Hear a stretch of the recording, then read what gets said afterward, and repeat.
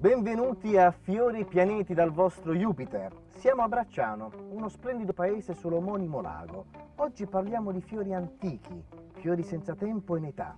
Vediamo un po' quali sono. Il fiordaliso, un fiore antichissimo. Alcune tracce risalgono all'era neolitica e soprannominato l'erba degli incantesimi.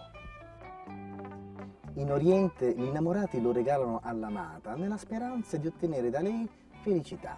Nel linguaggio dei fiori significa felicità appunto e leggerezza. È usato anche per esprimere il primo amore. Quando lo regaliamo è come se volessimo dire ti amo ma lasciami in pace. È legato ai segni di terra, Vergine, Toro, Capricorno, soprattutto coloro che si chiamano Antonio, ma non solo. Voi siete segni indipendenti, volete avere tanto amore, ma lo date anche, però appunto volete essere lasciati un po' in pace. Regalatevi o regalate un fiordaliso, avrete l'effetto voluto. Parola di Jupiter. Il gelsomino. In Egitto sono state trovate le tracce più antiche. Pensate, alcuni frammenti sono stati rilevati su una mummia di un faraone. Nel suo linguaggio ritroviamo la timidezza e l'amabilità. Quando lo regaliamo è come se volessimo dire ti amerò sotto la luna.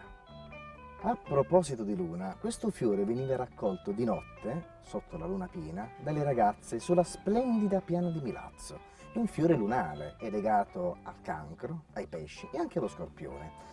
Siete persone un po' romantiche, un po' abbandonate dagli eventi che vi hanno travolto? Regalatevi o fatevi regalare un gelsomino, o curatevi un gelsomino.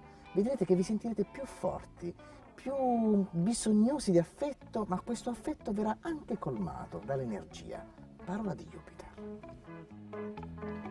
Eugenio Montale e Gabriele D'Annunzio lo hanno elogiato nei propri versi. Fu molto apprezzato da Luigi XIV, detto anche il Re Sole. Stiamo parlando del girasole.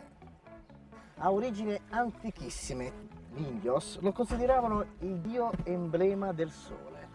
È legato al leone. Chiaramente nel suo linguaggio ritroviamo l'allegria e l'orgoglio.